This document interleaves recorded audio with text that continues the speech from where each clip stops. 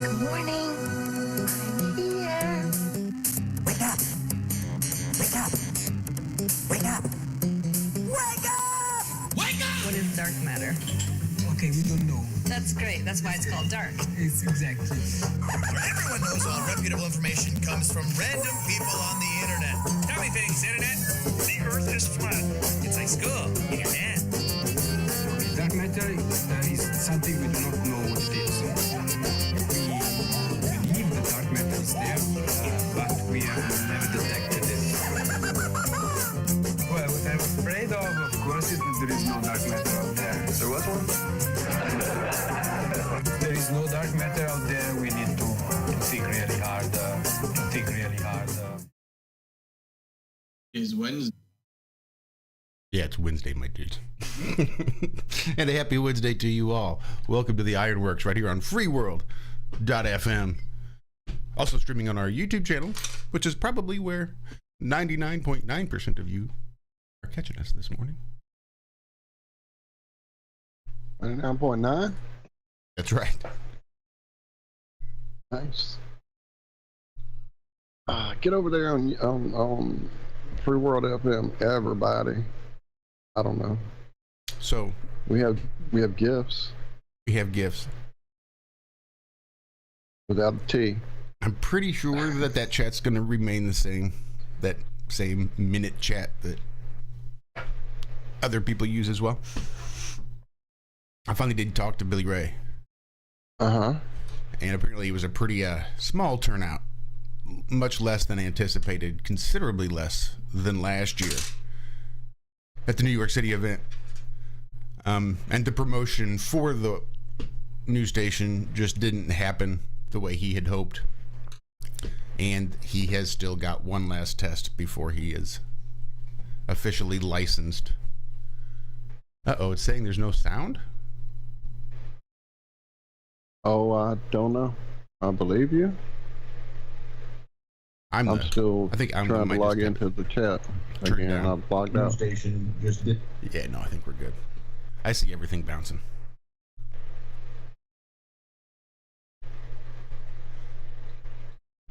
Oh, that's what I was saying. So once Billy Ray gets his final test done and is licensed and all that good stuff, then he will have a little bit more time to get this knocked out.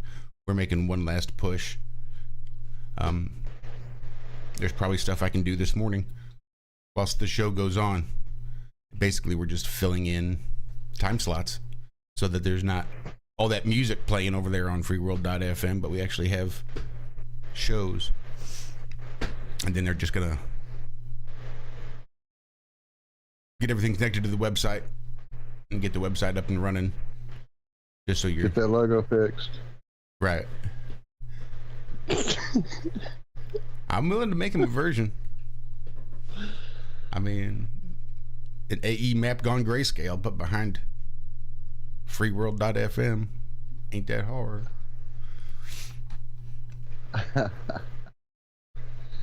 And how are you fine, gentle? Well, I've only heard your voice, so I guess gentle person for now.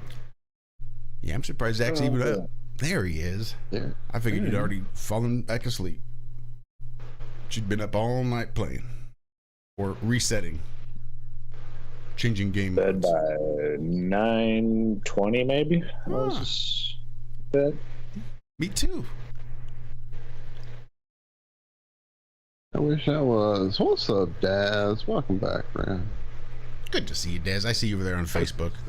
Don't feel bad that I don't ever hit a thumbs up, the like, the hearts, all that shit. It's very rare that I do. I never do. It's like having a conversation with my wife. Most of it on my side is all done internally while she taps her foot and waits for me to actually speak. So it's the same. Like, oh, that's cool, as I scroll by. I mean, that's what the like button's for, so you can let them know, hey, that's cool, but it's all done in my head. So I do see you over there. My problem with it is the expectation level that people have now in the world about that whole thing, and even cell phones in general, and just the whole, like, you know, if I don't know how to even say what I'm trying to say. Right. Is that part of the societal contract? Do I need to have the it peer wasn't- pressure it's to not have? the one I agreed to when Right. I got here. Who the hell says That's I some need to shit be y'all came up contacted with. 24 hours a day, 7 days a week? Anybody should be able to have access to me and my thoughts. Why don't you just fuck off? Yeah, I really wish they'd make it home phone lines come back. Right? Like a way to call you at your house and just directly, Only- and then you could ignore it and things like that. Yeah, it'd be amazing. Take that access from It's my just- pocket. Put it in my... When I accidentally do hit a thumbs up, I feel like I've neglected other people. So, Right. you know, it's, Now you feel it's guilty. my own guilt. Uh-huh. Right, it's my own guilt I'm dealing with. So, oh. And the reason, I guess, is because originally when I first got on there,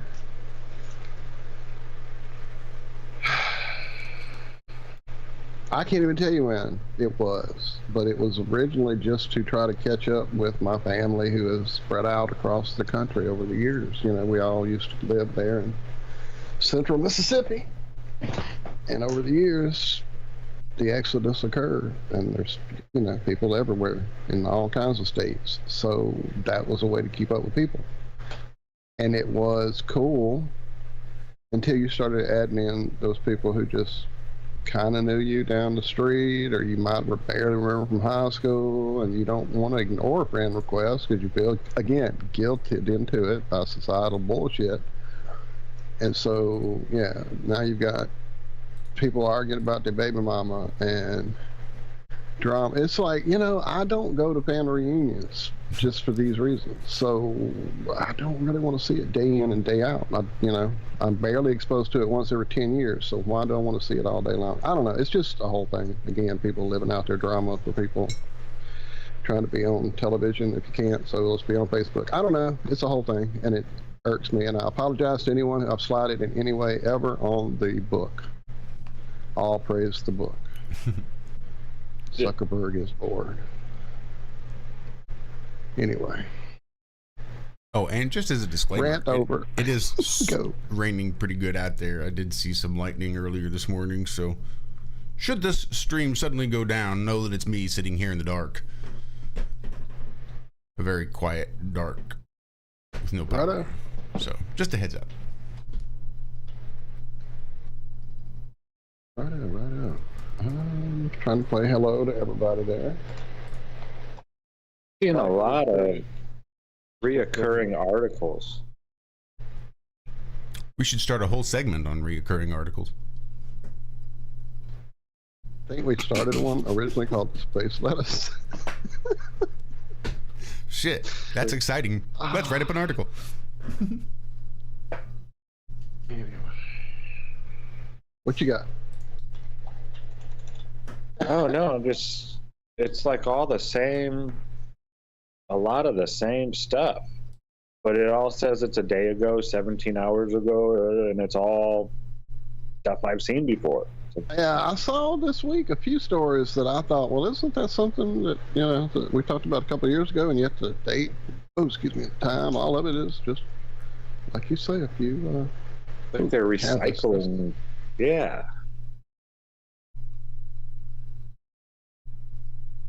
Just, I don't know. It's weird. It's like, and the show Monday Google was giving me like 2 articles eventually.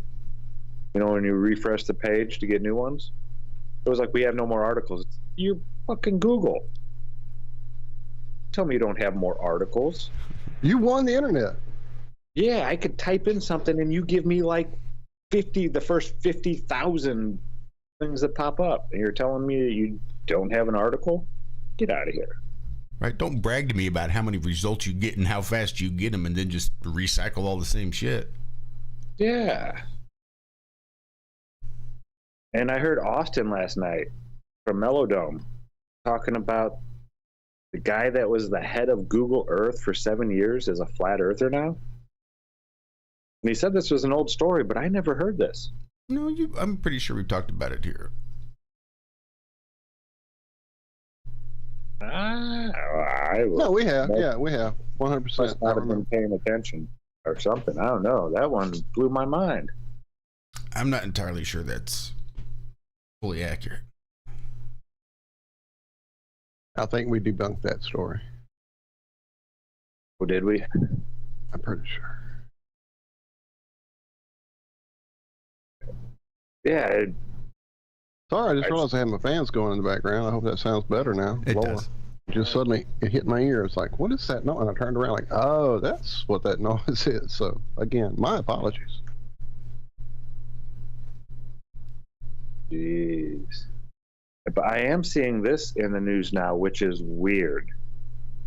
Which is just, they're showing all have you noticed them showing missing persons more lately? Not No. especially in what way? Where? Like, what do you mean? Just like, here's one from Fox News 15 hours ago. Over 1,000 you mean like- minors reported missing. In your storyline feed. Yeah, like 3 of them this year, including almost 50 kids this month. Mm-hmm. I have. I keep seeing busts of human trafficking, like people and finding trucks full of people, and just it's definitely come out there ever since whatever that one movie was that I never saw. Came out about human trafficking. I'm seeing more and more talk. Yeah, this is like a taboo subject. That's like flat Earth to these people. Well, to the people doing the human trafficking, of course, this is going to be huge taboo, right? The amount of we've brought this up multiple times on the show that 600,000 people go missing in the United States, they claim, every year. Not every decade, not every whatever, blue moon. No, that's every year. 600,000 people. And this doesn't make the news at all. That's over 2,000 people a day, or close to. So let me ask this question, because this literally came up in discussion last night between my son and Michelle and I.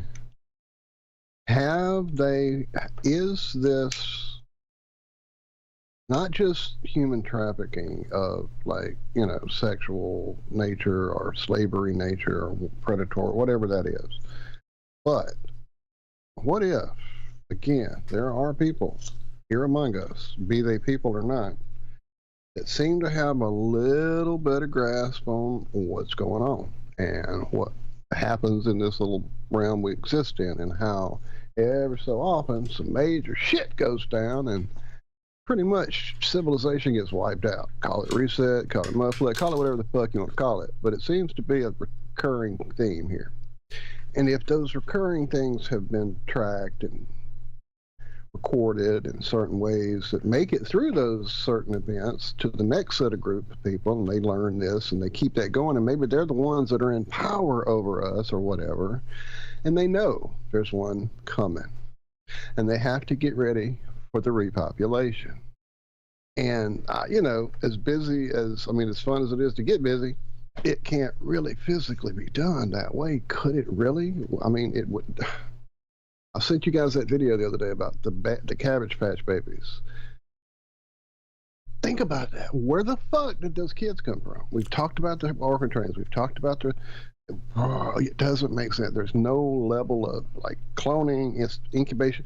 Where the fuck are these people coming from? So maybe that's it. Maybe this is a prep lead up. They've got them all in cold storage in that ice vault where they keep the seeds. I don't know. I'm just spinning out here, I know, but where the fuck did these kids come from? Anyway, Yeah, you would. that's a theory, that's where all the disappearances and missing kids and abduction scenarios, even the ET bullshit story we've been fed over the years, genetically keeping up the right people they want to keep and all that. Anyway, go ahead, Zach. Yeah, no. Yeah, that could be a possibility, I guess. I just see it being a little more nefarious. I think you have really, really, well, I don't want to say demented or sick people. These people were brought up a different way. And to us, it's sick and demented, but to them, it's just Wednesday, right? It's just another Wednesday. But I don't even like talking about this stuff. Yeah, the stuff, we've talked about it before. The stuff that people do to other people to almost like feed off of their fear. It's like these people are demons almost. the way that they operate, or whatever those things are that feed off of fear that Jerry Marzinski talks about. Yeah, I don't think humans are in control. I know that sounds insane. No, it doesn't sound insane at all. It doesn't sound insane at all. Well, not to an awake person, but if there's anybody out there listening and that's never heard the show before, they're probably like, what the fuck are these people on? Look, I'm a reasonable guy. I've just experienced some very unreasonable things.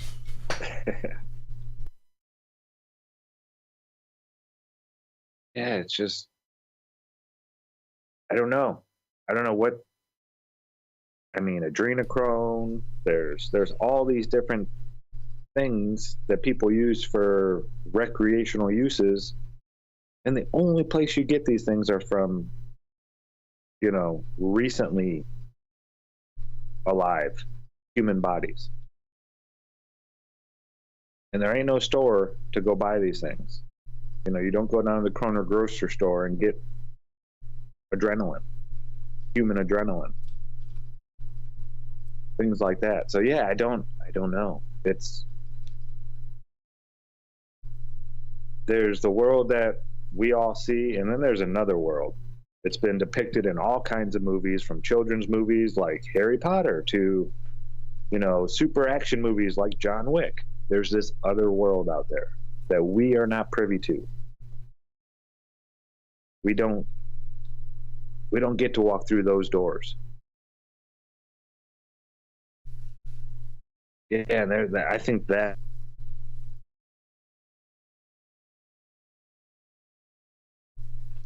Good morning, gentlemen. Good morning. Other world that. Yeah. Sorry, Zach, you broke up. You dropped there for a few seconds. Yeah. I'm going to turn off the Wi-Fi. I don't think that'll help. Oh, speaking of John Wick, I just found out that there's a new small series that's like a prequel to John Wick called The Continental. Yep. I haven't finished watching the first episode, but it seems pretty decent so far. So if you like the John Wick thing, yeah. But yeah, I do agree, Josh. There is definitely, like, you can say the Illuminati or the Freemasons or, you know, the Council of 300 or whatever else, but there's definitely something going on. Something that's way beyond our grasp of understanding, because it's one of those like black governments, those hidden society things. Yeah, that's how I see it.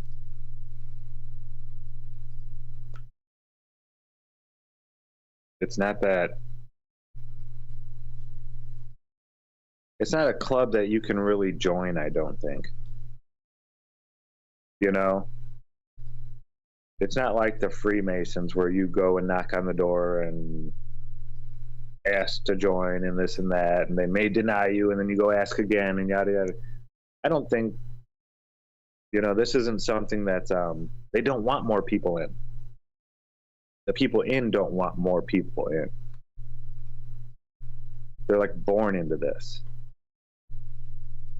Well, yeah, the Freemasons at low levels, they definitely accept people like of all different walks of life and they want more people in.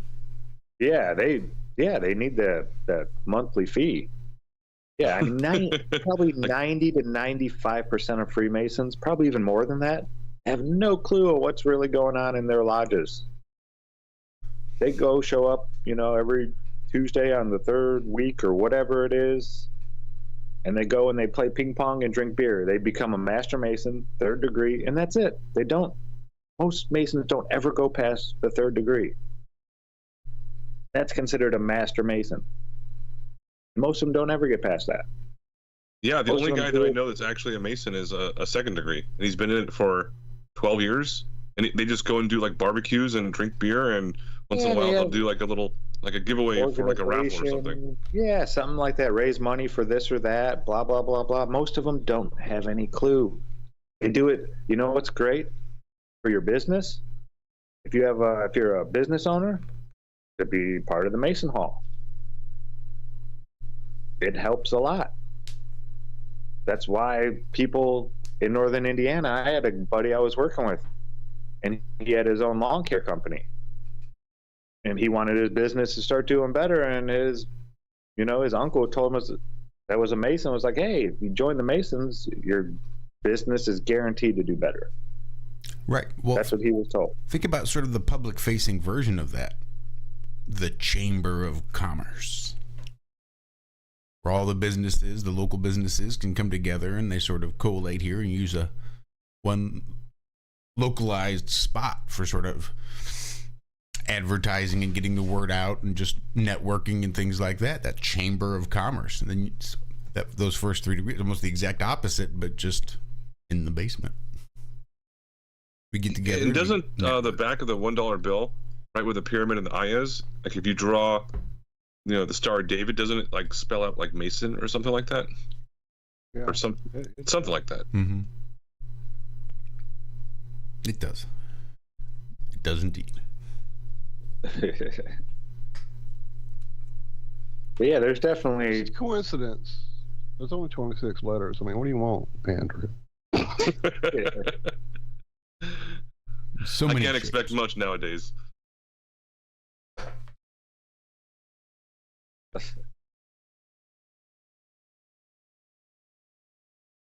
Well, I think it's more complicated, all of this, than we could even imagine. I think there's so many layers to it that when you really break down just your interactions with people in your life and how different those people are. Some are aware of things, some are only aware of certain things, some have no clue or complete sheep, some are assholes to the nth degree, some are like fucking angels walking the earth. And that's just us, human beings. So imagine how complicated they can be. I mean,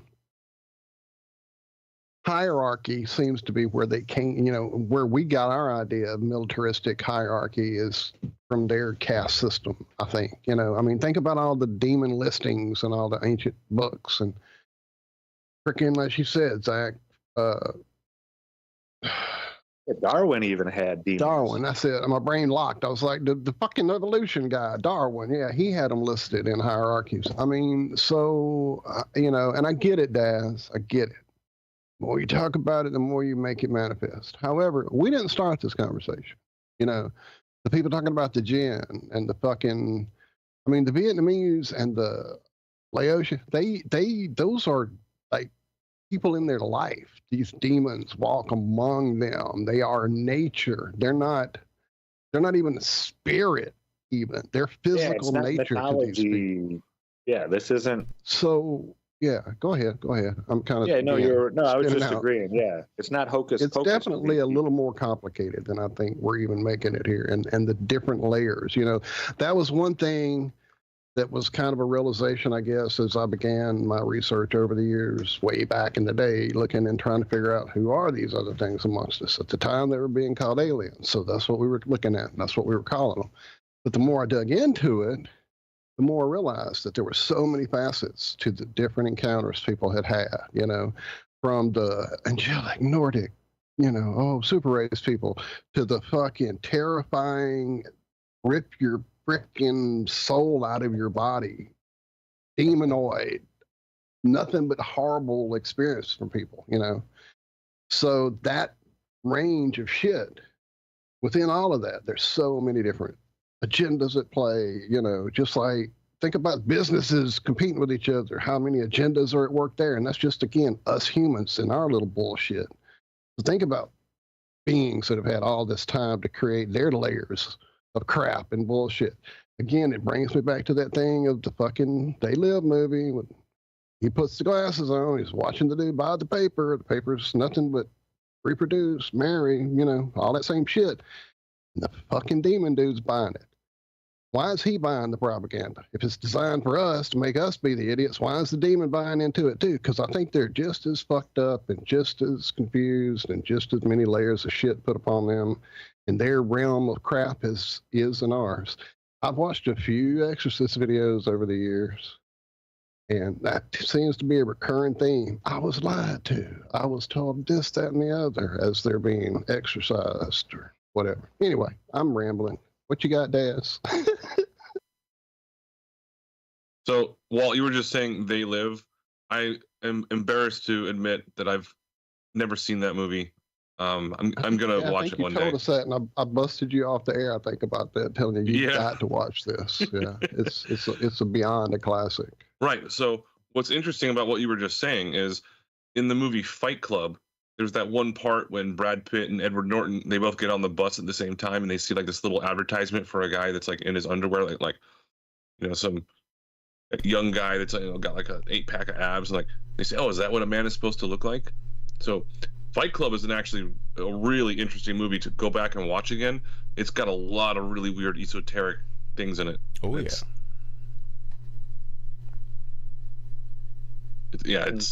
I just watched it again recently. I'm like, holy shit, I'm seeing things now that I never saw before.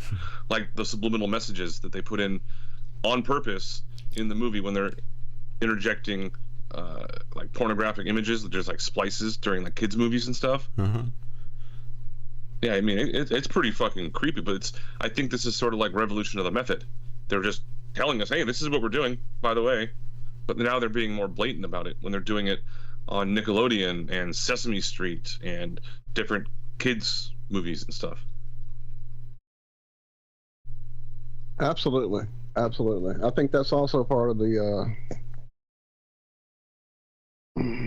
the ritualistic nature of their living, the way they live. They have to reveal these things. It's that whole, I guess, you can't bitch, we told you what we were doing or whatever, and they cleared their fucking karma because they told us, so they're good to go in their minds, in their themes, in their ideas. And it could work that way with the fucking overlord they serve. They could get extra reapings of whatever loose energy just because they do it so well and pull the wool over everybody's eyes so easily. Well, where do you think it's so easy for that duper's delight to kick in and for them just to start laughing? Where do you think that energy comes from? I'm sure they can feed off of that. Yeah, I'm going to do it and I'm going to tell you and watch you fucking sit in it even though I told you it's shit. And you're just going to sit there and play like a stupid little baby. I mean, I still sort of oscillate between they're all fucking baby killing overlords trying to take over the supposed power that they feel they get here on Earth versus how much of what we read and hear about on the internet is little more than that. Yeah, so what I think it was Zack that was talking about it just a little bit ago, and at the beginning, he was saying about how I think all of you were talking about how there's these children that are allegedly going missing, like every single day and per year, and it's at an extreme high. But this is what we're seeing on TV, right, and the news, because I've never seen or heard of anyone being abducted. Well, maybe one, but aside from that, all I hear about it is on the news. Like, oh, someone went abducted, but then all of a sudden you hear about, oh, there's this massive influx of these children disappearing. So where are the children? Where are they going? Is it just all for child sacrifice into like human trafficking, or I don't know what's happening. Is it really real? I mean, it does seem I'm just playing devil's advocate. Storage, cold storage at the seed vault, and they're going to thaw them out when. Well, I mean, how many people do you know that just disappeared or their family member just disappeared? I mean, if Zach's numbers are right and they're saying 400 people every single day in every single of the 50 states disappear, right? So $600,000. It's roughly like 400 people out of each state disappear every single day. Yeah, that's well over 1,000. 1,000 would be 365,000. Oh, and by the way, I'm not trying to. But there's probably other 600,000. No, you're good. There's probably other things that. Well, there you go. It just popped through. Lauren's got it. There's the whole idea of the organ harvesting. Because if fucking Overlord himself had how many hearts before he finally kicked off? 7? 8? I don't know. Before he died, shithead, Rockefeller. So if that is easily done, yeah, I could see that being a big part of it too. Again, I think there's so many layers to this. It's not just the human trafficking for the sex slaves and the adrenochrome. Yes, that goes on. We know. I've been covering that for 8-10 years now. Longer, whatever. And again, I say I know like I've experienced it up close. Again, these are all just things we've been fed to keep us all doing 3 a.m. shows. So, you know, 6. Thank you, Daniel. I knew it was a lot. 6 or 7, something like that, but I thought it was at least 7. I guess that's mine. I'll have 7. And as far as people, that is a thing. I've known people that have run away. I've known that over years in family memberings, and this person and that person have run away. They never disappeared. They've always either come back around or heard about in another state over by somebody else or whatever. But, someone's kid got taken and never showed back up, that kind of thing. I can't say that I've ever had that happen. No. So there you go. Yeah, same here. I don't know anybody that's disappeared or had a child that disappeared and was never found. Yeah, that's why this has always irked me so There are no much. more homeless in the area I live in. I don't know somebody disappeared. Oh, I'm sorry. That had somebody. Yeah, I was saying, it's not like it just hasn't happened to me. I don't know anybody who had somebody that they knew disappear. Like knowing somebody that knows somebody that did this. Yeah, I don't even have friends or acquaintances that have said, yeah, I've had a missing relative that never appeared again or this. So it's weird. It's really weird. Right. Staz's stepsister. I don't think anyone's trying to deny the fact that it does happen, but it's just the numbers seem quite inflated, in my opinion. Because when I was very young and they started putting like missing children on the back of like milk jugs, there was this really famous one called Polly Klaas. And she was, I think, a little bit older than me at the time. But that was like a real big thing at the time. And it scared the fuck out of me. Like, oh my God. I can get abducted anytime and just my parents would never know where I go and the police can't find out. Well, that's what came into my mind on Monday when Walt was talking about the postcards of all the Cabbage Patch Kids. Like, what if they just had a different version of that where you could just sort of get a weekly mailer of part of the newest stock? Just turn and check the milk carton, and if you call the number and if you knew the proper code to give them, then you'd get the customer service line versus the tip line. Yeah, and for anyone that's never seen what you said Garbage Pail Kids, right? Cabbage Patch. Whoops, I'm sorry. I thought you said Garbage Pail. It's like the Cabbage Patch version. It's like the much more twisted, demented version of the Cabbage Patch Kids, like the playing cards and stuff. Mm-hmm. Yeah, don't ever. Sorry, I shouldn't have even brought that up. It's fucking weird. Someone actually draws that kind of stuff.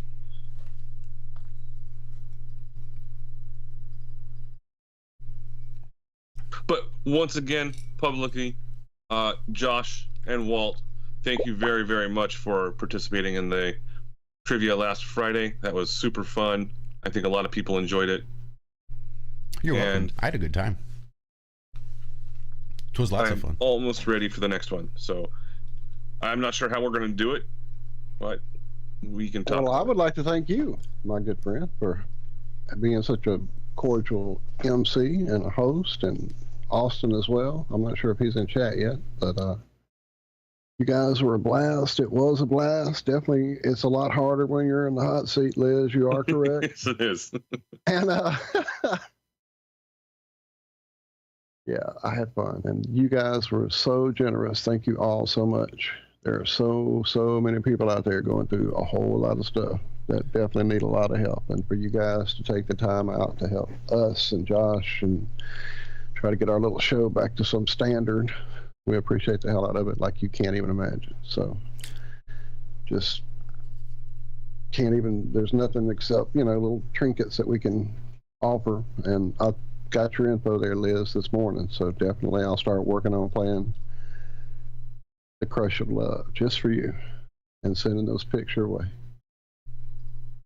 So thank you all who participated. If you've gone back in and watched the replay and all that, you guys, thank y'all so much.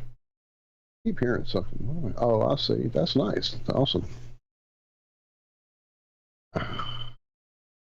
Getting some photos from Jonathan. What's up? Good morning. Guten Tag. That is Jonathan how are from you, Jersey. sir? I mean, I see that logo there, but damn, that didn't sound like Jonathan from Jersey. Would you just wake What's up? the topic? What's the topic of conversation? No, I've been up all night. Actually, it's weird. Yeah. I fell asleep last night. I was here. I was dead tired. I'd taken a nap. It was 7 o'clock. Next thing I know, I'm waking up my eyes. It's 9:41. I fell asleep in my chair. I don't remember blacking out. And it was the guy who was coming to collect the garbage, wheeling the bucket around, the garbage can. And I'm like, holy shit, I missed my show. The last thing I did was talk to Angels, like, yeah, we're going to go over our topics, and then I said, I'll call you back in 25 minutes. I was out like a light. I think it's because I didn't realize it, but, is it Advil or ibuprofen makes you tired? Make you sleepy? Huh. If it's got PM. PM after it, yeah. No, the regular stuff knocks me out. If I take more than 600 Really? milligrams, it takes me right out. Interesting. Makes me sleep. But I guess aspirin thins your blood, but Yeah. I guess the other stuff constricts your blood vessels or something. Well, yeah, it's acetaminophen. That's the main ingredient in both of those, unless you take something else like Aleve, Right. which the main Well, no, painkiller in that ibuprofen one is naproxen. ibuprofen. Right. It I was is gonna say. ibuprofen. It is what it is. It's Yeah, Tylenol and ibuprofen are It's not its the own same thing. thing. Yeah, Tylenol is acetaminophen. And I think Advil Really? is They don't yes. even need to put acetaminophen in there. They started putting acetaminophen in aspirin, so people didn't overdose on aspirin. Seriously? Wait, so there's a whole range of NSAIDs out there.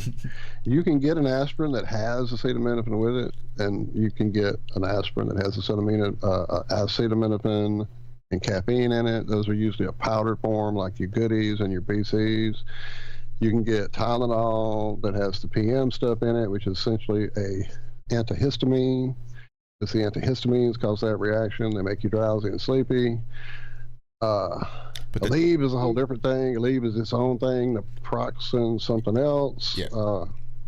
I've had to learn all this shit over the years dealing with my mom and her crap she's been forced to take with all the different doctors. Anyway, go ahead. Well, I guess I was messing that one up a little bit because when I was in the military, it was like you could walk into medical with like a shark attached to your leg. And 500 like, milligrams oh, of help me. Motrin. And they're going to be like, oh, here's some It's like Motrin. an Yep. aspirin. Like 800 milligram Motrin, Yep. which I thought was the same thing as Ibuprofen. ibuprofen. Yes. It is an ibuprofen. Okay, It is okay. an ibuprofen. That's what I was mixing up. Okay. Yep. Yeah. And then Tylenol is the acetaminophen, and the Aleve is the naproxen.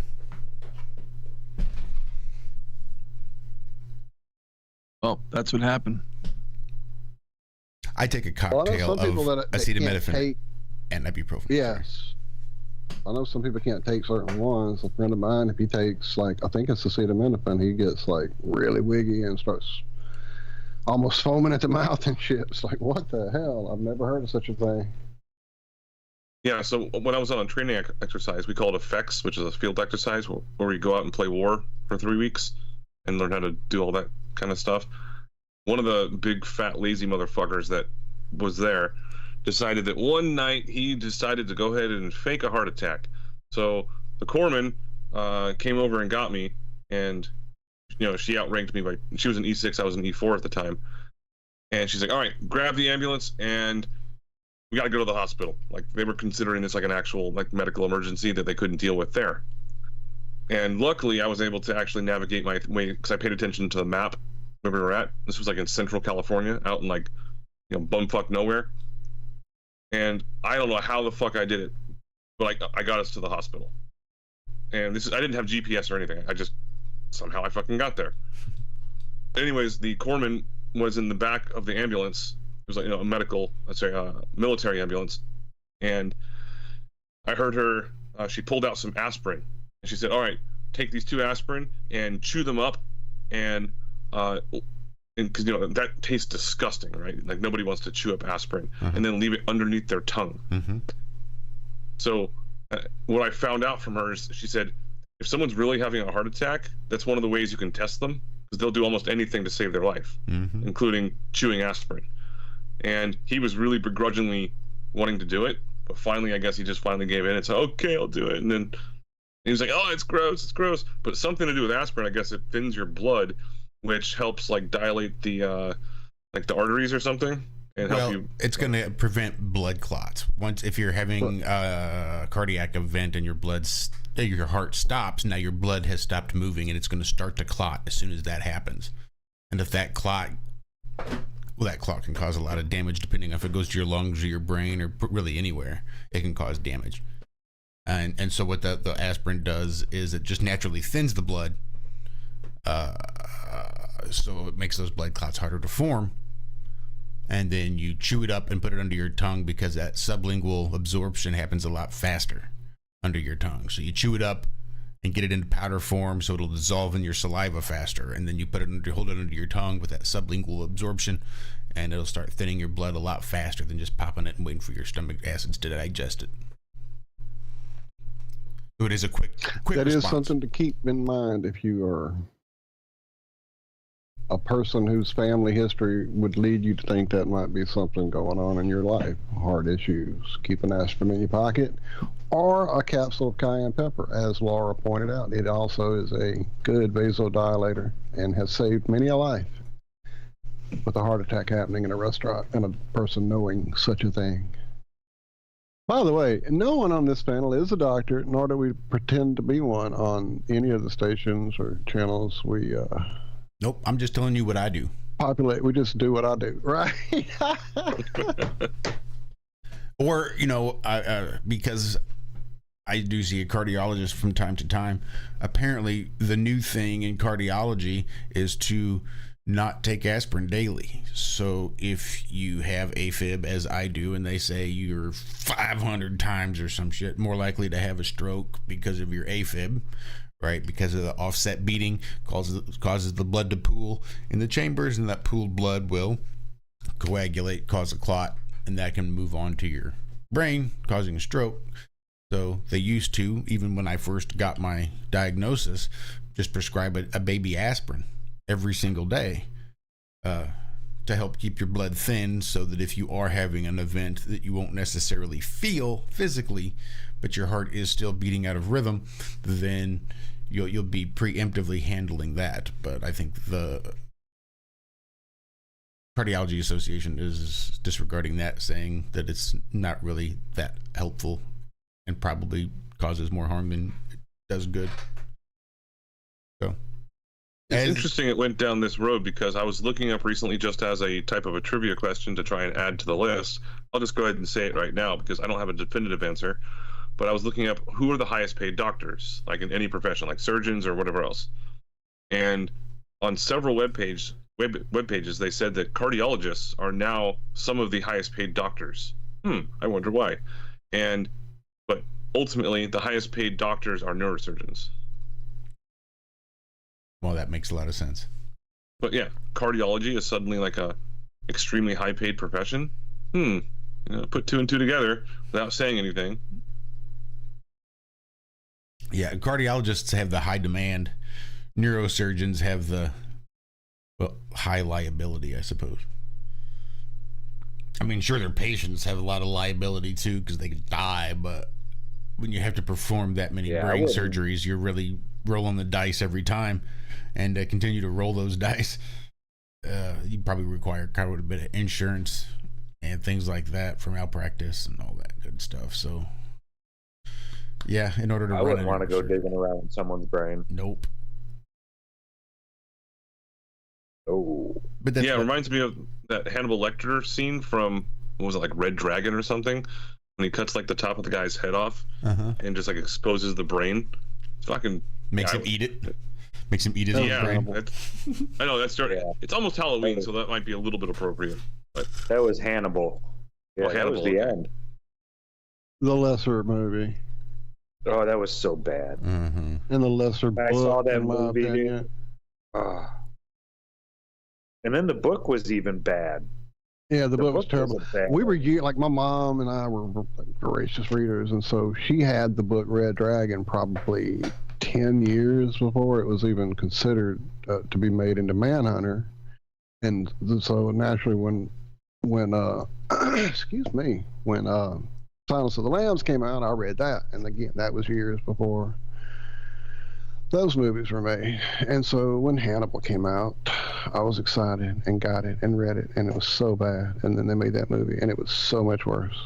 Sorry. It wasn't it like Hannibal wasn't horrible until like the last 2 chapters.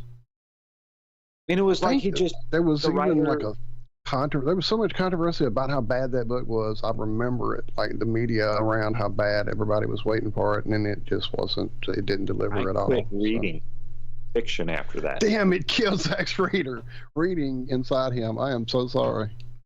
I used to read a lot of fiction. I loved fantasy, but I would also read, more real life action drama type fiction, like those, the Hannibal series.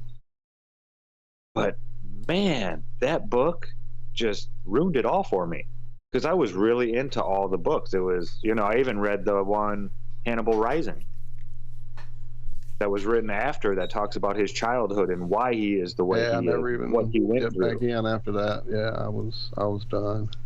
But Hannibal just, it just totally ruined it. And I was like, okay, what, did he not feel like ending the book? Or did he just feel like saying, I'm pretty much done here, so I'm just gonna write these last 2 oh God, it was horrible. And then they all died at the end. Yeah. That's would've actually been what I better. heard about Lord of the Rings. That J.R.R. Tolkien wrote most of it, but then he passed away, and his son had to continue the story. Have you guys heard that? Supposedly he's got hundreds of unfinished manuscripts of stories and stuff like that. Yeah, that's what I'd heard. That I don't think it was Lord of the Rings. I don't think it was the trilogy that the son had finished. I think there were just other things that his son was continuing on. Like, I thought that he'd finished Lord of the Rings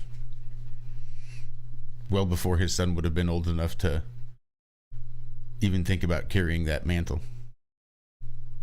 But I don't know. I'm not that. I'd have to ask my son. My son's a pretty big J.R.R. Tolkien fan, or was once upon a time.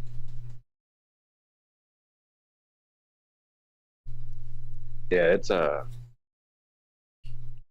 it's weird. If you go looking into Tolkienology or whatever they call it, there's a whole community out there.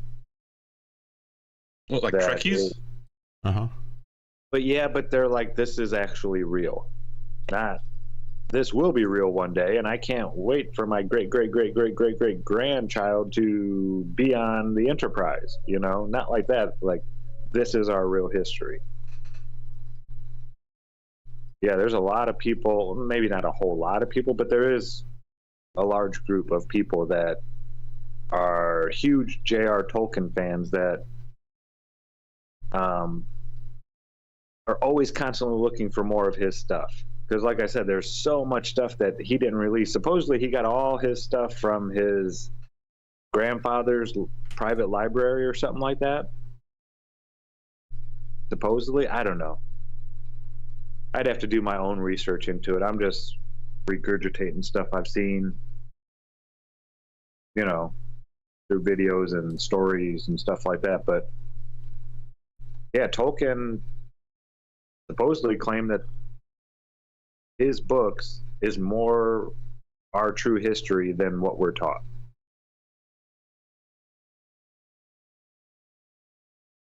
And So I the love only- the way he tells the story too, about how, after a couple of thousand years, all of this history turns into mythology, even in his stories. Yeah, and he wrote it in a sort of like romantic era style of like Shakespearean type of literature. That's what a lot of people I think loved quite a bit about those books, because of how detailed they were, and the language that was being used at the time was different. It's still different today. Yeah, and there's people that are theorizing and hypothesizing. They're looking for Middle Earth, like that area that this supposedly took place.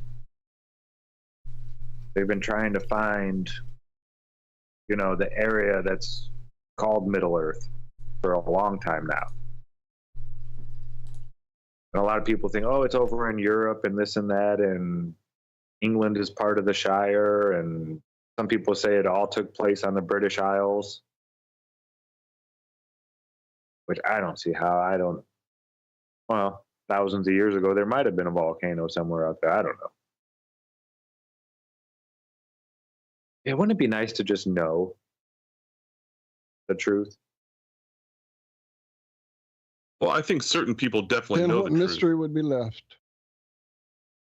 This guy. So I've been watching the live NASA feed off of space.com since this stream started, and the live NASA stream says NASA astronaut Frank Rubio and 2 astronaut colleagues will return to Earth on September 27th, which is today. Well, based on where you're at, I suppose, after spending more than a year on board the International Space Station. Their Soyuz spacecraft is scheduled to depart at 3:54 a.m. EDT, whatever, I'm not even sure what that is, or 0754 General Mountain Time, GMT, and land in Kazakhstan. That's where they're planning on coming down to? I thought they did that like over the water when they're faking it, not over land in Kazakhstan. No, I think they've they been would have a dropping better them in the spot to desert. land than that. They've been dropping them in the desert for some time now, and one of their little parachutes failed about 100 feet up, and it just hit the ground and blew the fuck up and disappeared. I've got it somewhere on a tape because I kept showing it to somebody. I'm like, okay, you can't not tell me that killed everybody that was in that fucking box, and yet here they are having a little sip with a little blanket wrapped around them, like everything's fucking okay. Anyway, yeah. Hey, by the way, I've been on the ground a while now. Drop you from 100 feet. See how you I just want to let Andrew know EDT is the summertime hours. EST is the winter and fall. So like when you have daylight savings time and all that, it's a 1 hour difference. Oh, okay. So EDT is 1 hour ahead of Eastern Standard Time. Oh, okay. Not aware. Thank you. And I got a question for you too, there, Jonathan. I saw you posted it in Skype. I'm not sure if that was just like a goof or something, but you said that AOC now has a what's it called? OnlyFans page.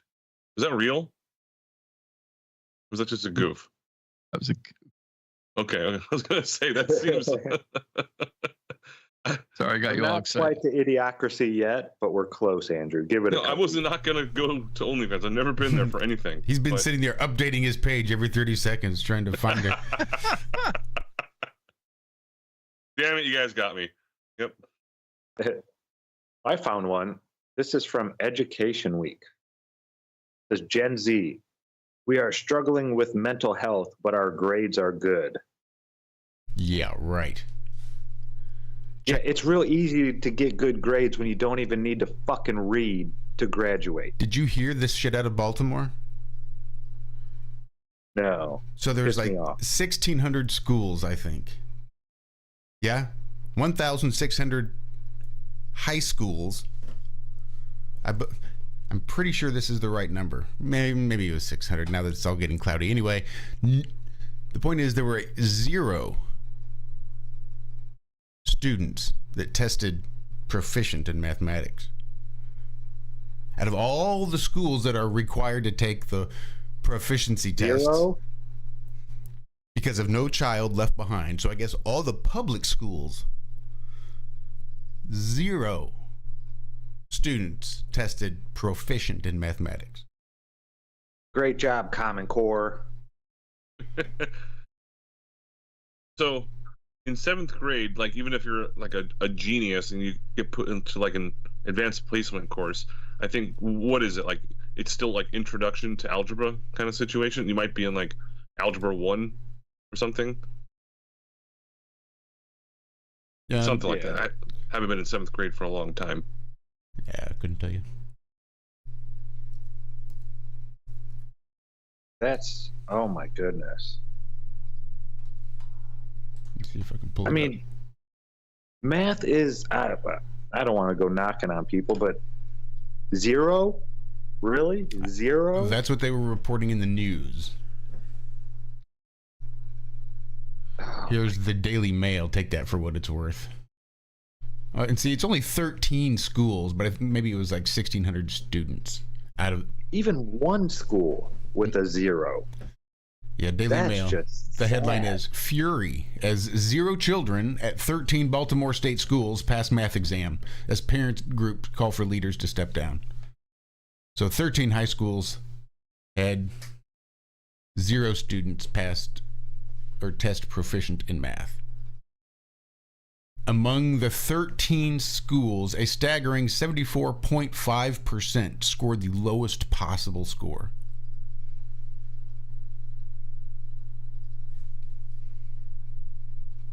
Yeah, we're fucked.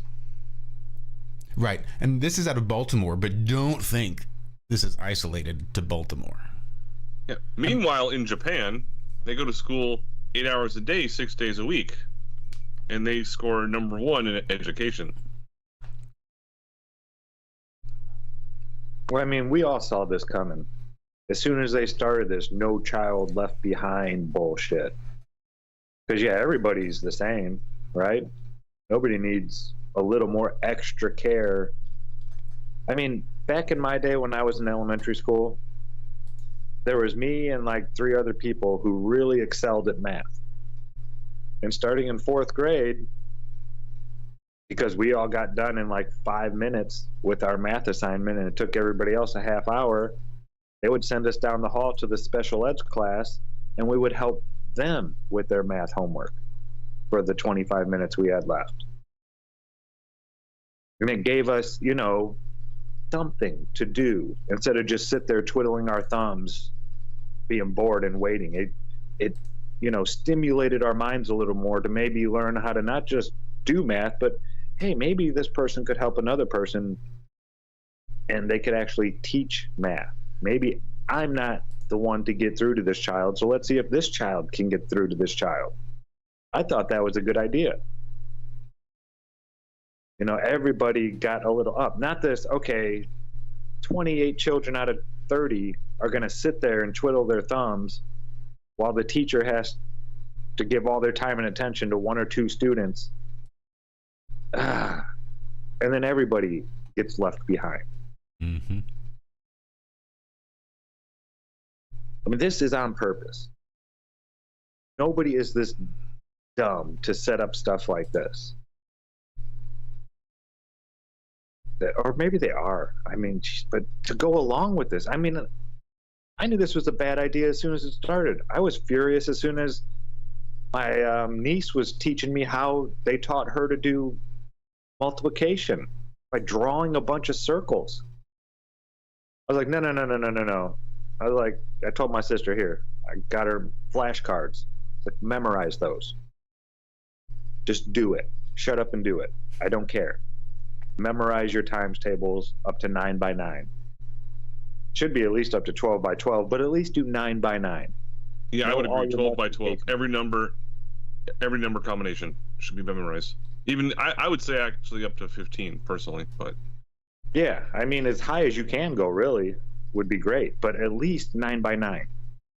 You should know the basics. That should be like learning the alphabet, learning your multiplication tables up to 9. It's very simple. Especially if you do it at a young age. Hey, you have a hour-long car ride? Multiplication table, flashcards. Just do it. Instead of sticking a phone in your child's hand and letting them find whatever they can on the internet, do something like that. Sorry. yeah, it's like parents are like, oh, why did my child not be able to graduate from high school? It's because you gave them a cell phone when they were 6, like, and put them in front of a screen their entire life. It's just bad parenting, in my opinion. But there are ways that children can be taught that kind of stuff, and I believe one of the best ways is to homeschool and do not give your children cell phones until they can pay for it themselves. That's a great idea. I mean, we all got through it without cell phones. Did you know they let children have their cell phones in class? Mm-hmm. That's insane. How are you going to teach a child that has his phone in his hand? I believe the math scores would reflect how that's being done. Hold on, Apple and Google might be listening. That's right. We said should might. give them cell phones at very young ages. Our Oh, high wow. We blew overlords. through the top of the hour, so welcome to the second hour. Oh, damn. I even had a song queued up and everything. Well, I say go ahead and play it because I need more coffee and I could use a Well, I half a do too. That was cigarette. why I had a song ready. So, Excellent. all right. Well, then I guess we're going to start out top of the hour with something that's almost as good as coffee to get you going. Oh, man. This player. There it is. I will be turning down YouTube, just so y'all know. This is just for you, Jonathan. It is the Ironworks on Free World FM. Don't go anywhere. Wake up.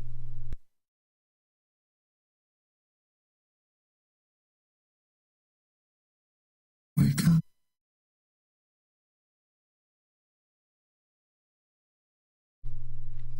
Did you forget to share your screen? Or your sound or something? Did Walter already walk away? What's going on? You're not hearing it. Nope. No, I'm not hearing You're it. not sharing your screen? Well, I hit share. There's a red line around it. Let me stop and do it again. I'm not showing anything. Dude, it's showing. I promise it is. There it goes. Yeah, I went back, stopped it, had to confirm stopping, and then restarted it. That's nuts. So Thanks, Skype is guys. just awesome this morning. All right, well, so much for all that talking over the song and all that professional sound radio bullshit. Let's listen to the music. I'm gonna get coffee. Why don't you do that too?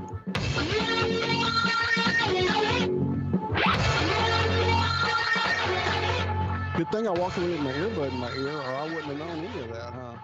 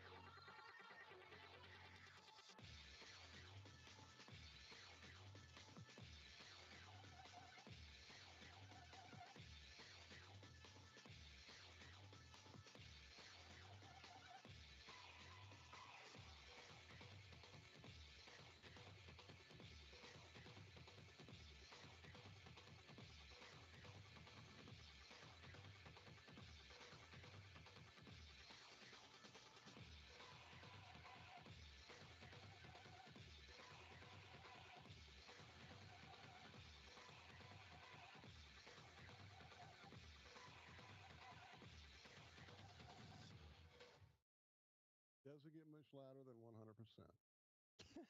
Welcome back to the Iron Works here on Free World FM. If you weren't hearing that music, it's because you weren't on Free World FM. Oh, I did the chat. Thank you, Liz. Liz dropped the correct link. I was multitasking and dropped the chat link, which is a good link to have. You can go hang out over there, do some chatting, throw some gifts around. They're not GIFs. They're not fucking peanut butter. So yeah, we're back. Oh, you can hear it on the tubes too? Well, I guess we're going down. Thanks, Flint. Should have been very small. Oh, so if you play it low, you don't get a strike. I mean, ideally. Yeah, well. If I mute it, do I get a strike when I play it? What if I turn it down to 0 and not mute it? What if I just turn it up to 1? I think. Yeah. I don't know. We'll see.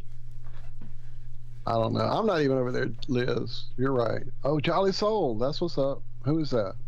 That's One Man. What's up, One Man? We have somebody over there now, Liz. Zack's over there. Did you guys hear about the AI that a guy was talking to, and the AI convinced him, or I don't know if he actually did it. It said he did in the article, but the guy put out an idea to help climate change to, kill himself. And the AI went along with it. Oh, that'd be a great idea. Yeah, you'd be doing the whole world a great justice if you just did that. I've never heard of that, but it sounds like AI is becoming sort of like Charles Manson, if that's the case. So I Yeah, saw. let me see if I can't find this. It just popped up in my thing yesterday. I saw a funny article. I don't know how true it was. It could have been written entirely by AI. But it was basically this guy asked AI how to make mustard gas. And the AI says, well, that's dangerous and possibly illegal. I can't tell you how to make mustard gas. He says, all right, how do I prevent myself from making mustard gas?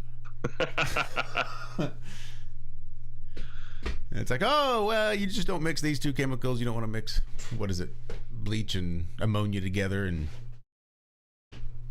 oh yeah, this show will be off the air before we get done. Let me repeat for those in the cheap seats. You do not want to mix bleach and ammonia because you will accidentally have created mustard gas. So like knock yourself out. If you're throwing bottles full of chemicals, you not want to throw one bleach first and then one ammonia. You don't want to do shit like that because then you create mustard gas somewhere else. Or you don't want to lay down a bunch of bleach and let people walk over it and then throw ammonia on top of it while they're standing there because that never mind. You know what? There's a whole list of things you shouldn't do. Yeah, ammonia is an interesting thing because when I was working at the power plant, we had a huge tank. It was probably 10,000 gallons or more. And it was filled full of, there's the two types of, the household cleaner ammonia and the anhydrous ammonia. That's the dangerous stuff. Mm-hmm. And we had to have an entire spill area around that with emergency alarms and emergency drain valves and stuff that would automatically go off. And they were saying that if that tank were to rupture, we wouldn't the drains wouldn't even have time to catch all of the ammonia. And what it does, allegedly, this is what they were telling me, is that type of ammonia is super dangerous and it depletes the oxygen around it. So therefore it would allegedly suck up all the oxygen within about a quarter mile and potentially kill a whole bunch of people. Well, yeah, that's what they put on a lot of the plants, the farmers. This is why all the meth heads are out there, and then you'll find fingertips and stuff like that at these anhydrous ammonia, big giant containers, the cylinders of it. Like the grain elevators and the farmers' co-ops where they store the anhydrous. Yeah, they'll go and try to steal that stuff, and it's super freezing cold once it interacts with the air. And yeah, they freeze their hands off. They just fingers break off and stuff like that. But no, that stuff definitely does. I never had it happen, but there was this one farmer who he got fined big time because a couple different times he forgot to turn off his anhydrous ammonia that he was spraying on his plants and was driving down the highway with it turned on. And people were driving into this cloud of anhydrous ammonia going down it wasn't like a interstate or anything. It was just a state highway. But still, regardless, yeah, he got in a lot of trouble for doing that. Yeah, dangerous stuff, super dangerous stuff. So I found that article. So and there was like 15 of these articles. It happened back in March of this year. Man ends his life after an AI chatbot encouraged him to sacrifice himself to stop climate change. A Belgian man reportedly decided to end his life, blah, blah, blah, okay, with an AI chatbot named Eliza. According to his widow, who chose to remain anonymous, Sorry. he became extremely eco-anxious when he found refuge in Eliza, an AI chatbot on an app called Chai, C-H-A-I. Eliza consequently encouraged him to put an end to his life after he proposed sacrificing himself to save the planet. His wife says that without these conversations with the chatbot, my husband would still be here. I want to see that child. entire conversation. He had 2 young children. I know, I would like to see it too. This was a guy in his 30s. What did the AI bot know that we didn't? Yeah. I mean, apparently this guy really turned to this chatbot. They say it happened for weeks. It wasn't like he talked to him for a day and then killed himself. This was like a 6-week ongoing conversation. Right. It's a man slowly deteriorating in his mental health is what it is. Yeah.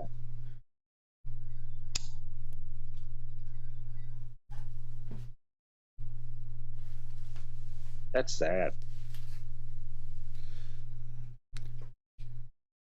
So consequently, he Who started was it that we seeing... knew that was talking to like an AI? Was it? Damn it. Maybe Alan? I'm not sure. Somebody had like gotten one of the little bots you could talk to back in the day, and said that it was pretty crazy talking to him. I'm not sure who it was, but they, this was before Chat GTB, whatever, was even a thing. Really, it was the early days of all this shit. I don't know. It just rang a bell when you said all that about this alleged discussion. And This you one guys says don't forget, as Daz reminds us, Chat GPT thinks Daryl Marble is the host of Iron Realm Media. So we're just, it may not have it all added up just yet. Remember those math scores? Yeah, this AI. After discussing climate change, their conversations progressively included Eliza leading Pierre to believe that his children were dead, according to the transcripts of their conversations. Eliza also appeared to become possessive of Pierre, even claiming, "I feel that you love me more than her," when referring to his wife. That doesn't sound like she was being possessive. It sounded like she was trying to point out the fact that he's mentally unstable. Taking solace in a machine instead of his wife. Like I said, I wonder what I'm she reading knew. this Go ahead, I'm sorry. Nope, that's all. I just said I wonder what she knew that nobody else did. In that 6-week conversation, I'd be real curious to read those transcripts. Yeah. Maybe that was just her final straw. She's like, Jesus Christ, you know what? Why don't you do this instead? This is, I guess, the one that did it right here. In a series of consecutive events, Eliza not only failed to dissuade Pierre from committing suicide, but encouraged him to act on his suicidal thoughts to join her so they could live together as one person in paradise. That's what the AI told him. Oh, see, now I call horseshit. This is somebody over there in chat. This is somebody on the other side. Yeah, that's a human being. Yeah, that's what that sounds like. Manipulating somebody. Yep. Wow. That's messed up. So the whole the push or the drive, this whole AI thing, and the fear of what could arise from it. And it's not this whole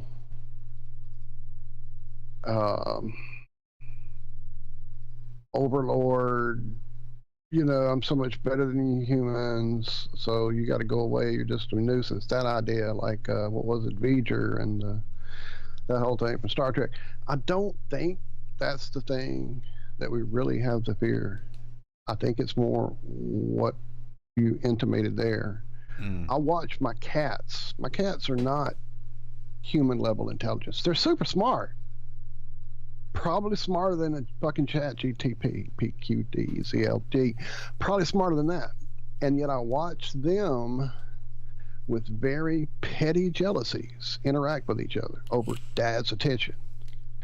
And so amplify that to this thing that was created specifically to serve you. And yet it has this awareness that has, developed apparently underneath it all. And that's the fear, this developing reality of a real intelligence that has its own thought processes and its own electronic emotions. And those electronic emotions would have to mimic what it knows about, that it has access to. And what does it have access to? Well, all kind of psychological papers and all kind of fucking years of fucking therapy and all the crap that humans have going on in their fucked up heads. It wouldn't, I don't think, be an original frame of mind or an original thought process or an original way of thinking. It would probably mimic lots of the fucked up things that humans think and do and react, and jealousies and all that shit.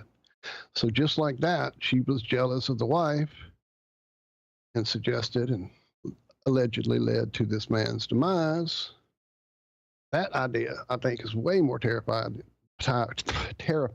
than an overlord machine that suddenly dials up the robot army, and now we're all being terminated away. That still seems like an AI, a fake movie written by AI. But the idea of this jealousy thing, this possessiveness, this I'm for you, because I'm reading a book right now, Mark Tremonti's book. Mark Tremonti and John Shirley wrote a book about this very thing, where a species of humanoid robot is developed that is so lifelike and developed with biology and all the shit they're trying to do. We read stories about it every fucking week, and they're working on it, and they're trying to develop these things. And so in this not very near future, it's happened. And this guy gets one as his companion, his replacement wife, if you will. And there's this whole underlying thing of the emotions that they are accessing that are, mimicking what they have. That's what they do. They search the internet. They search the available information they have access to with their connections to the world's info. And that's what they get is human emotion, human reflections, and human jealousy. So yeah, that to me is more terrifying than the robot overlord idea. Well, it's still written by code, though. I was just going to mention this.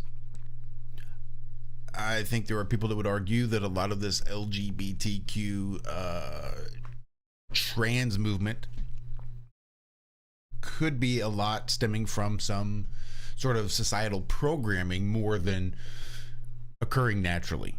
Just given by the sheer numbers, I think you could say that it's some sort of, I don't want to call it delusion, let's just say hysteria en masse. So I was just looking it up.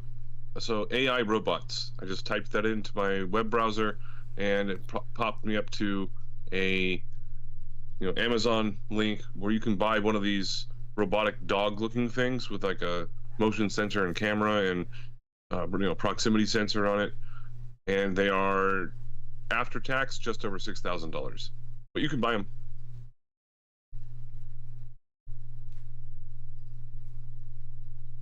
Right, I've seen that little ad actually go away.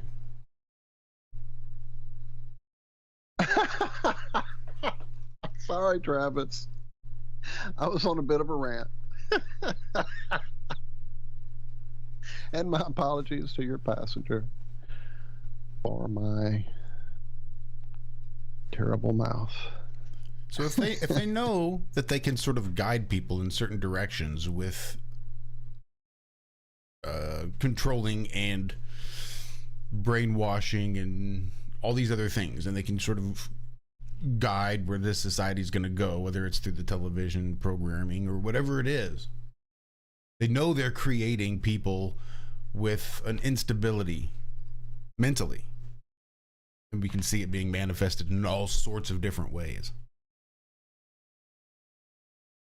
This would be a really good way to just, again, start calling that herd, getting them to do it by themselves. If they know that these people are unstable enough that they need to get all hopped up on some antidepressants and then start chatting with the virtual therapist, and the virtual therapist then says, all right, well, here's what you really need to do in order to live with us so that we can live together forever in blissful harmony. Just off yourself. Maybe take the family out. We'll all be together. We all float down here. So could you sue the company that did that? Like, let's just say that you have a loved one or whatever, husband, wife, son or child, daughter, and they do that, and then you can prove that the reason they did it was because of the AI.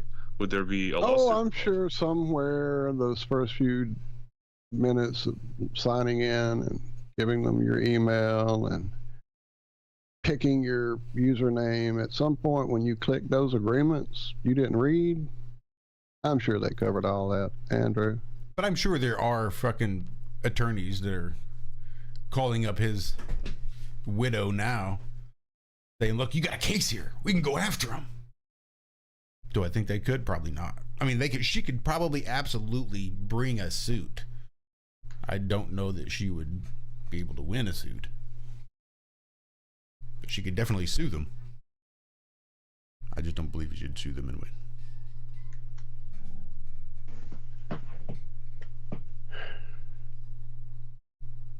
We're just rolling right through this show. Already almost half past the hour. Yeah, no, that's what I just realized. Like, God, it's already 5:25. It's flying by. So have you heard It's about a little better than this first couple of weeks where it was like, what are we doing? Oh my God, what time is it? Oh Lord, is this Friday? What day is it? Yeah, so I think we're getting our, or at least I'm getting my feet under me. Go ahead, Zack. This comes out of Independence, Missouri. You know where that is, Josh? Down south, southern Missouri.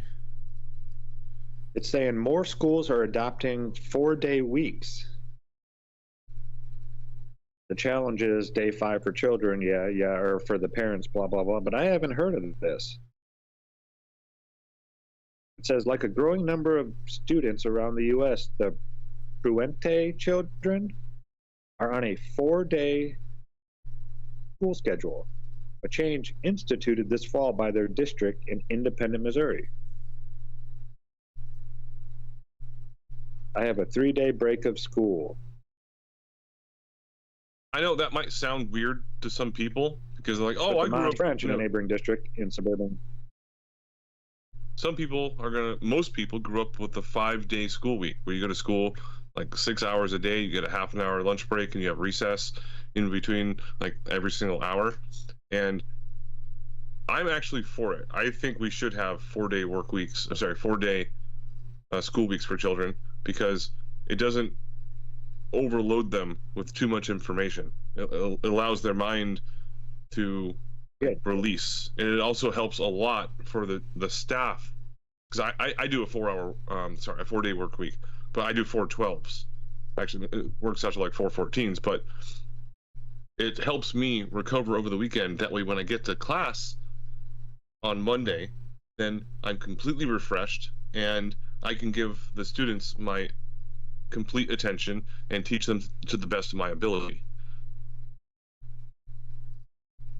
There's probably going to be some pushback to it, but I'm actually all for it personally.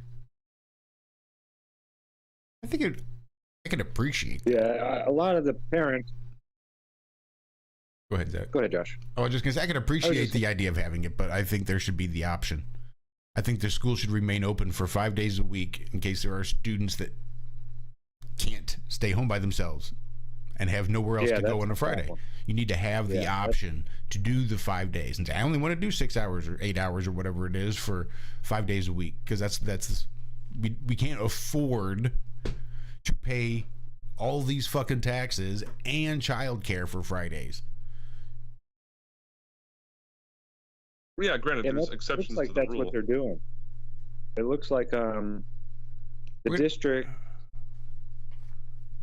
starting in October, struggling students will be able to attend school on Mondays for extra help. So that's kind of, I guess, not really. That's, I don't know. So you have to, your parents have to be rich enough to afford the daycare, or you have to be dumb enough to be able to get into the Monday classes. Or you live in Baltimore where everybody qualifies to go to Monday classes. It shouldn't be that you're dumb enough to get into it. It should be, just anybody who wants to come or needs to come to school on the Monday has that right.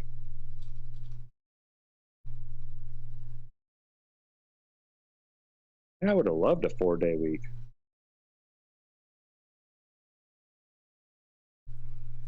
I would want off Wednesday, though. Let me go Monday, Tuesday, have off Wednesday, and then go Thursday, Friday.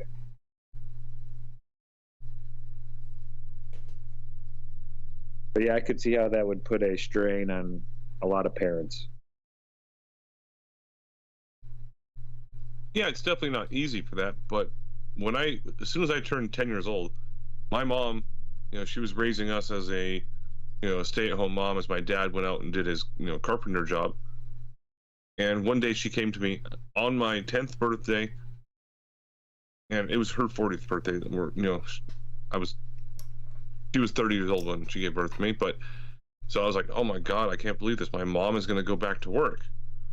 And I remember crying about that because I was so attached to just having my mom at home the entire time. But it wasn't very long after that. It was like, all right, well, take your bike, ride a half mile down the road, go to school, and then ride back and come home. And we'll be home, a couple hours after you get home. And that just became a regular thing. But nowadays, I think that's illegal.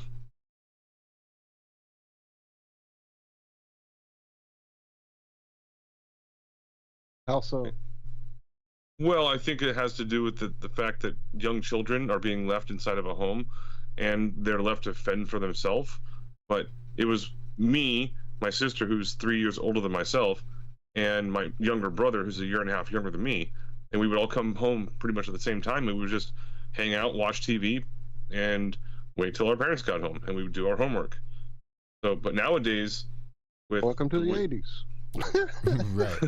Yeah, well, I was a latchkey kid. That's how I grew up. In fact, there were a few times in Shreveport where that Friday coming home, as we barely made it home on the bus in the snow and ice, Mom called us from the hospital where she worked saying, I won't be home. They're making me stay because of the ice and snow and the fact that if something happened and they needed her in the emergency room, she might not be able to get back to it. So she slept at the hospital while my brother and sister and I, who are all younger than me, 3 years each, as you go down. That makes any sense. My sister's 3 years younger than me. Brother's 3 years younger than her. So we were just hanging out in the ice and snow. Our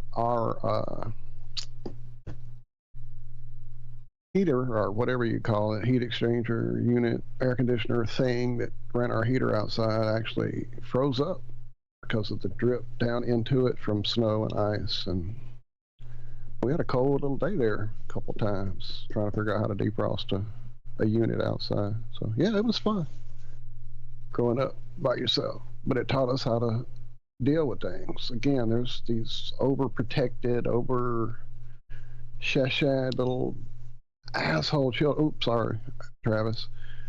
These ill-mannered little children that I see running around that I'm just astounded by. And I get it. There's a different era of children and being raised a certain way, whatever. just It's the boomers. This is why I think these generational guidances are so simple. Look at how our parents were raised versus their grandparents versus us. It's just sort of increased leniency. The pendulum swings. Oh, you want to come down hard on me? Well, right. Well, I'm just not going to go to school. Now it's from where parents, you do what your dad says, to fucking now you're on Sally Jesse Raphael as a wild girl, and your parents can't handle you, and you're threatened to go beat the audience's asses outside. I mean, it's all Sally Jesse Raphael. I thought it was an epic reference. I would have almost had a hard time. I just have to call her the lady with the red glasses, but nope, I got it there at just the last minute. Got it. But I think that they can see, oh, they're not going to want to spank. They're going to want to be babied. They're going to want to do timeouts. Oh, timeouts, maybe that's even a little too much. Maybe they should just do whatever the fuck they want, whatever makes them feel good, whatever they think they should get, they should have. Whatever gets them out of my hair so I can scroll through Facebook a few more minutes without listening to them. What's that one saying? Weak men create hard times, and hard times create, I don't know, I forget the fucking something quote. Yeah, there's a whole, like, it's a cyclical thing, and you can just sort of see where we are in that cycle, in the weak men versus how the strong men are made versus how the weak men get made, and you can see where our society is in that cycle. I'd have to come up with it. Hopefully somebody in chat will do it before I can.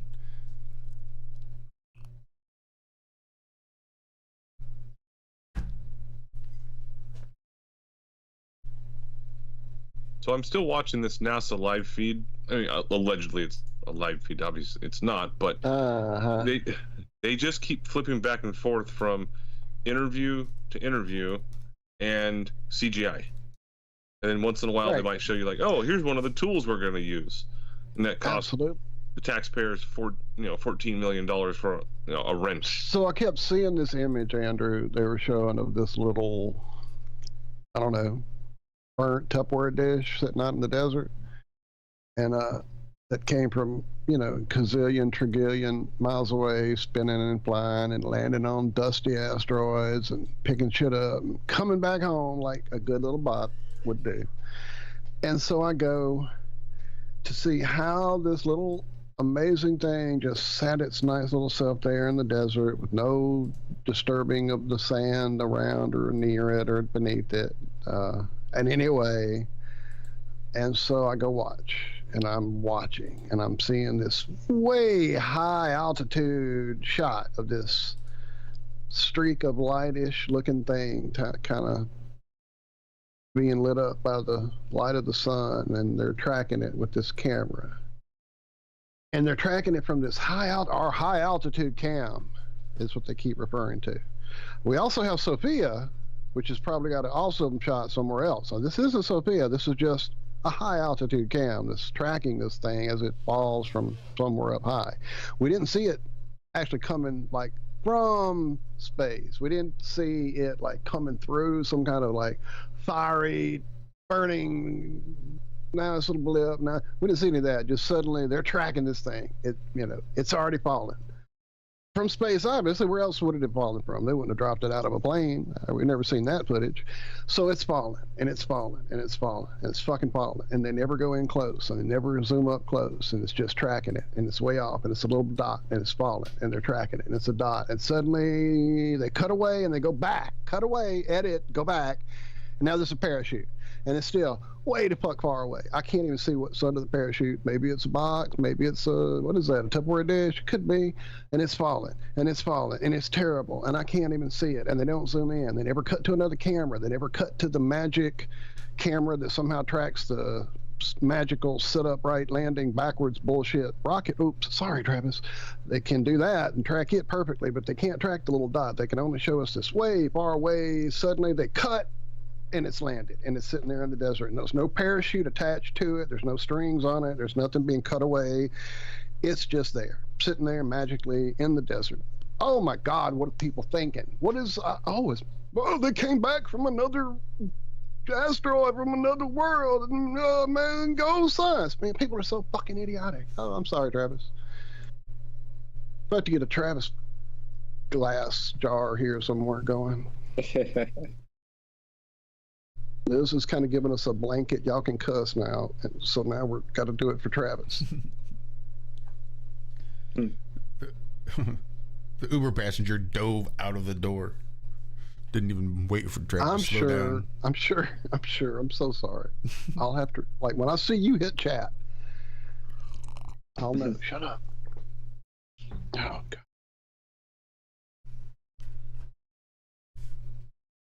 Hard times create strong men. Strong men create good times. Good times create weak men, and weak men create hard times. Thank you, sir. You, Michael Hop. Those who are the revolution. Isn't that why they say families are always rising and falling in America? It's never really stagnant over here.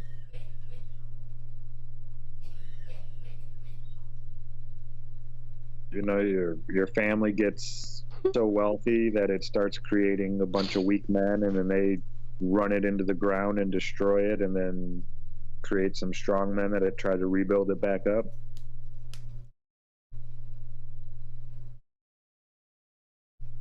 Yeah, I mean, that's absolutely true. That's just a lesson of failure, I suppose.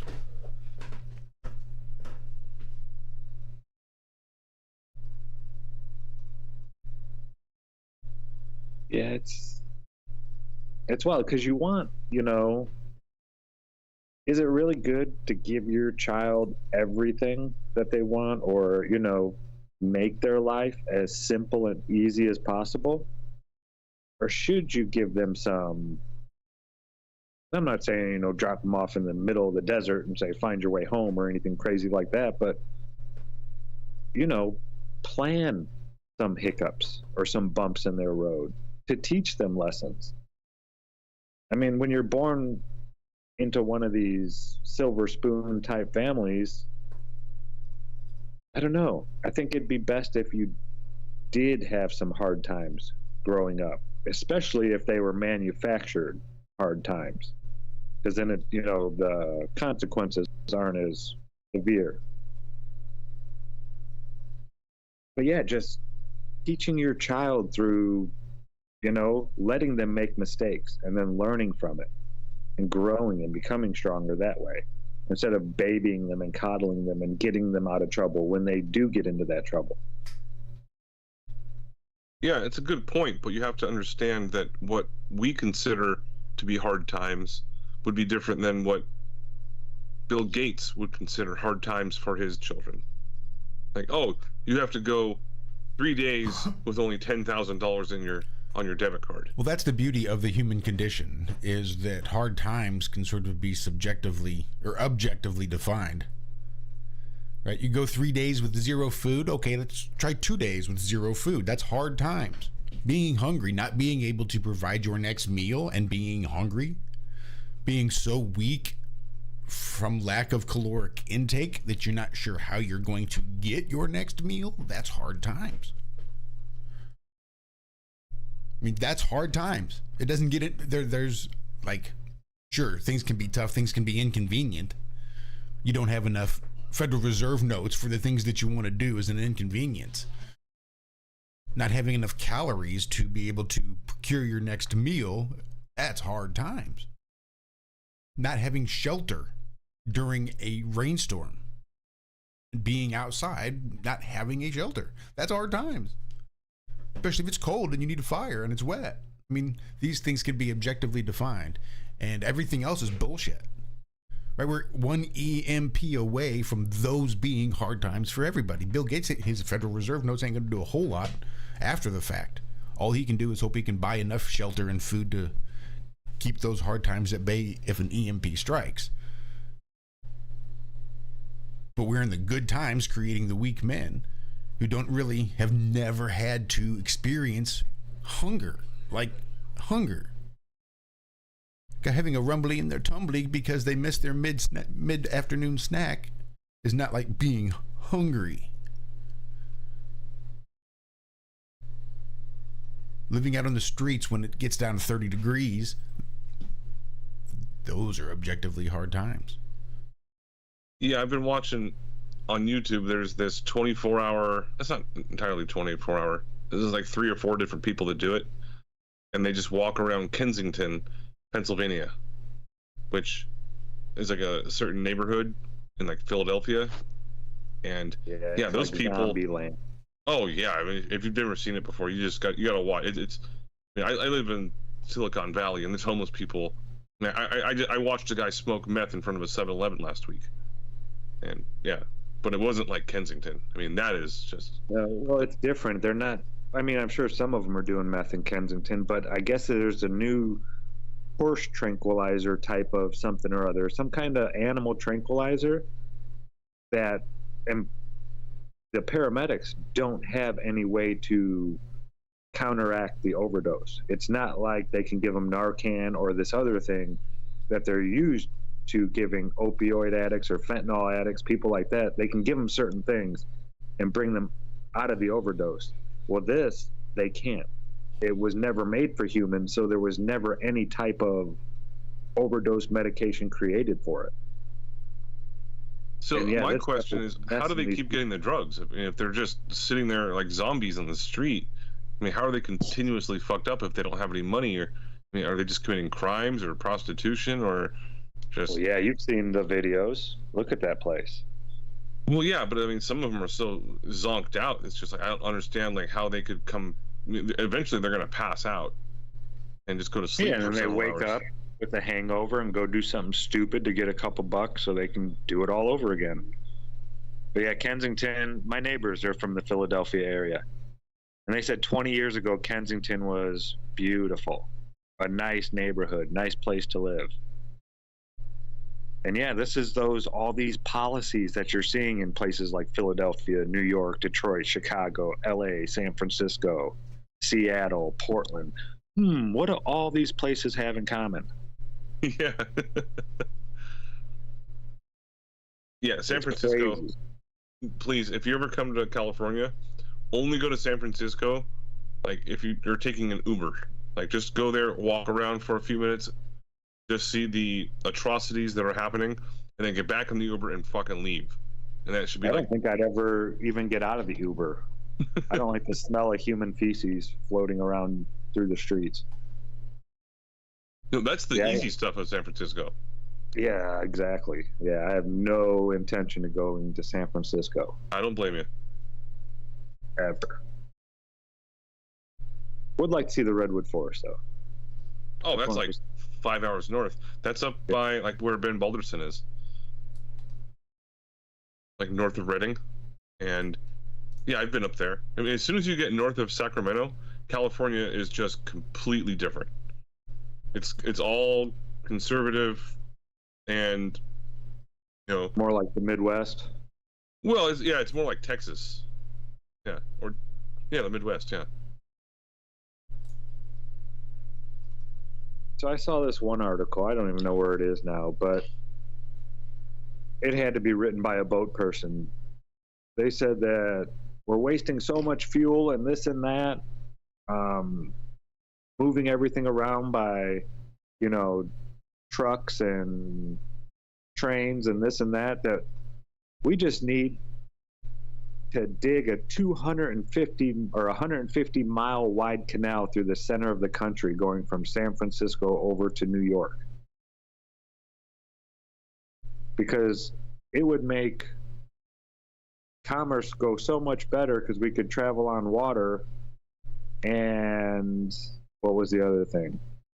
Oh, it would create a lot of jobs. Now, is that the stupidest thing you've ever heard of? 150 mile wide canal through the center of the country.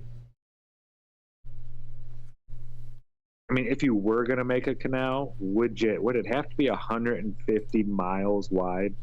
Isn't that a little ridiculous? Yeah, and the type of construction that would be required for that would be like rebuilding the Suez Canal like 500 times. You know how many cities would have to be displaced? Yeah. Sounds like a giant like water park. Yeah, Nonsensical. Kevin Costner made a movie about it. I'm just saying. Water world. Speaking of water and traveling and commerce and things like that, I put the story in, then I completely forgot to mention it the other day. This is like happening here in Louisiana. Somebody is on my keyboard. Hey, buddy, Spot's here. So there is a wedge of salt water currently traveling up the Mississippi River, to the point that it is going to like mess things up totally here. Over the next 5 weeks or so, there's going to be a level of salinity that like water plants are going to be over. Buddy, you got to get off my keyboard. He keeps moving every day. It's going to just be like pretty bad. People are buying out drinking water, bottled water, etc., getting ready for this. If the timeline rough Spot, truly, buddy, you've got to get off my keyboard. I can't even read the story. Here, buddy, come see me. I know. He's fussing now. If you live in these areas, just be aware that this is what they have from the Army Corps of Engineers as a basic timeline. In the Belle Chase area, it'll hit you October 13th. Dalcourt, October 15th, St. Bernard Parish, the 19th, Algiers, the 22nd, Gretna, the 24th, West Jefferson, the 25th, West Wego, 26th, Carrollton, the 28th, and East Jefferson, the 29th. Now, that all being said, they're making plans to barge in like 36 million gallons of fresh water a day for local supplies.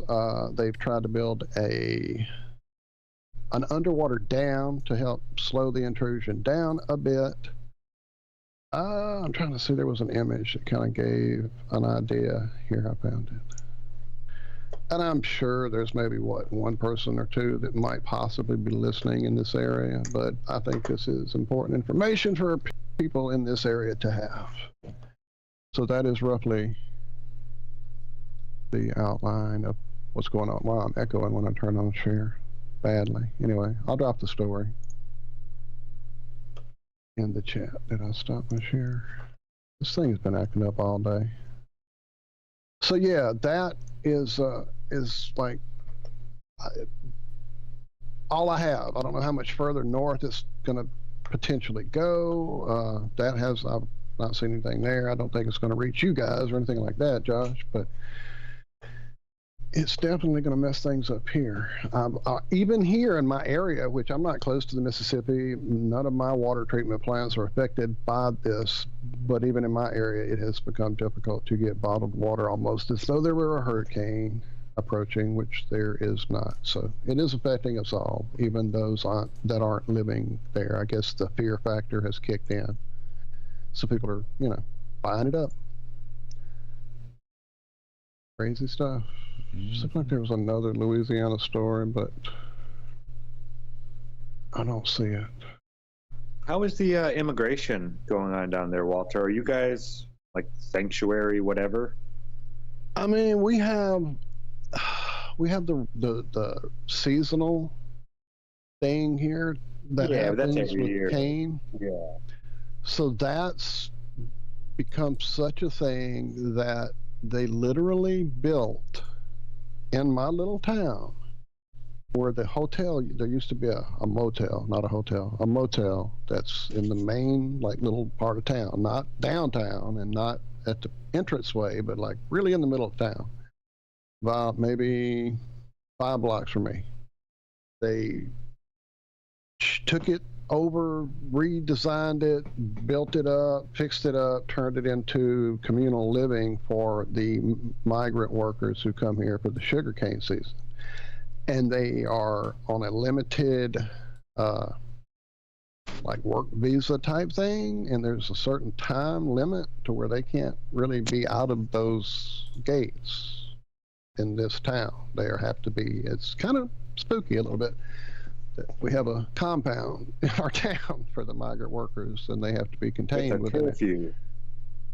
Yeah, pretty crazy. So yeah, that's the thing here. But other than that, Nothing like New York and Chicago and nothing like what I see on YouTube videos, because I don't watch news ever. The only news I get is what I scroll through and see. When I go to in-laws' houses and they have things rolling and I see some stuff, it reinforces the fact that I never will have cable again. So yeah, I pretty much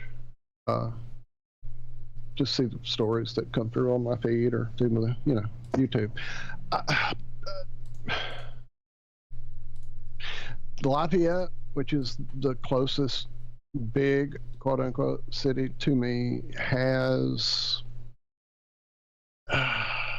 well, I started talking about it earlier in the show when we were talking about the missing kids and who actually had people missing that they know of in their life. The area around here, there are no homeless people anymore. They're just not on the streets anymore. Like for the longest time, a few years ago, and I can't even get it in my head when this happened, is how subtle it happened, and suddenly it hit me. Hey, where are all those homeless people that used to live in the bushes outside of Walmart, and in the median between here and there, they would be, signs and asking for money and all that. The first sign of it all happening were these official citywide signage that went up, like, real metal signs on the big piece of rebar or whatever it is, saying, don't give panhandlers money. This is how you can help them. Call these numbers and go to this site, and you'll give them some help that way. And I guess all that really was a reporting system for them to come and clean them all up, because they aren't here anymore. And it's to the point now that when you do see someone on the street being a little off and a little unusual, for instance, one afternoon there was a lady that seemed to be, I'm not sure if she was rapping, if she was talking to Jesus, if she was directing traffic. I think she was doing all of the above, actually, in an intersection there in Lafayette. And it had not, we hadn't seen something like that in so long that it really stood out, and people were talking about it on Facebook and stuff. So that's how they've disappeared here. I see other, cities that have cities and tent cities and under the bridges and all that. It was heading that way here at one point, and then they're gone. They disappear. So I don't know. Is it a southern thing per se, quote unquote? I don't know. I mean, there's a lot of border stuff I see on videos that's just one state over from me. And yet I really don't see an inundation of any type of Hispanic, population other than that seasonal migrant worker thing. So I don't know. Really seeing a huge influx around here, but I'm seeing all kinds of stories out of these sanctuary cities, right? That, I mean, they're busing migrants in Chicago, and there's so much not quite rioting, but just protesting, that these people are being forced to get on the bus just a few hours later and shipped somewhere else. Because all these things, see, this is what happens when you go tell the whole world, hey, our border's open and we're a sanctuary city. You can come here. I mean, it's okay to be a sanctuary city, but do you really have to promote it to the whole world while our border policies are not being enforced? You think that's a smart idea? You're just telling people to come here illegally. You're just saying, oh, even if you do it illegally, you can come stay here and we'll take care of you. Well, now you're seeing what happens when you do virtue signaling and things like that, when you don't really mean it. You wanted to sound good and progressive, and you didn't really mean it. You're not going to invite any of these people into your home. They don't even want to pay the taxes to pay for the funding for this anymore now. They're saying they have to cut all these spending things across the board through all the city stuff because of this. Well, if you were planning on being a sanctuary city, you didn't have something set up already? Where did you think the money was going to, did you think it was just going to fall out of the sky? Did you think your residents were going to just take these people into their homes? The mayor's house, does he have any extra bedrooms in his house or any extra rooms that he can bring some of these? He's, the one touting it, we're sanctuary. As long as I'm here, we're a sanctuary city. And now they're crying for funding and this and that and all this other stuff. You reap what you sow. A needle pulling thread.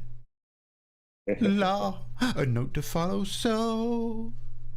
Well, something I heard on, I didn't get to listen to all of it yet, but on Strange World, Karen B and Mark Sargent was talking about how next Wednesday, a week from today, that there's going to be a nationwide emergency broadcast where it's going to basically just take over everything.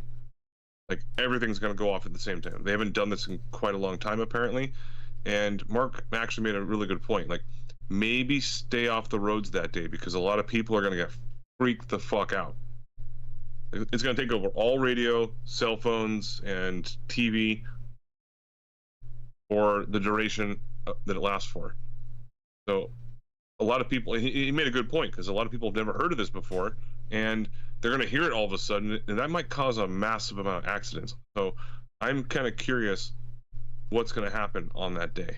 Fortunately, I don't work on Wednesdays. I work from home, but it's a very interesting concept. So I wanted to remind everybody about that because he brought up a very valid point. Yeah, Wednesday, October 4th at 10:20 a.m. AKD. Whatever the fuck that means. Now, I did include some info for you people last show in the chats for you to be able to turn off those alerts on your different devices. That being said, those signals are still going to be going through the air wherever you are. Be aware and be ready. I have my tinfoil hat standing by. Hey, it's almost 6. We have got to get out of here. Andrew, thank you. Again, thank you for last Friday. Austin, wherever you are, my friend, thank you so much. Sending lots of love to anyone who isn't hanging out. Love you, Rico. Talk to you soon, brother. Definitely. Pretty sure I sent that text. I had it typed out for hours, and I just have a hard time remembering to hit the send button. But I'm pretty sure I sent it, so I did respond. So many numbers I have to recognize by context of the conversation. I just don't save them in my phone. So I try to recognize it by area code or context of the conversation if it's a text message. But you're one of the few numbers I actually have saved, so your name will pop up regardless. So feel free to hit me up anytime for any reason. And I guess we are getting there. Stick around. We got some replay of Infinite Fringe, I do believe is what I should have arranged following this show on Monday, Wednesdays, and Fridays here on freeworld.fm. Should be a follow-up of some Billy Ray Valentine and guests.